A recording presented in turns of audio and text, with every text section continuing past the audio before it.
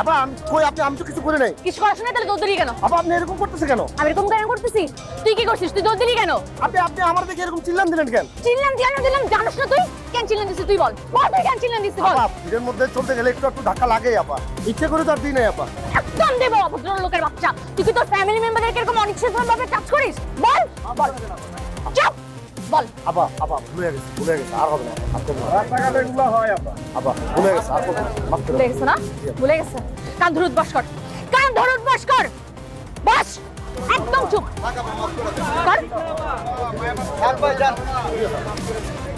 মাফ করে দেন ভাই আমার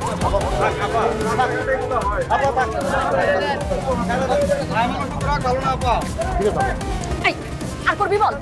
আর করবি? আর জীবনও করবি না তো? ছেড়ে দিলাম।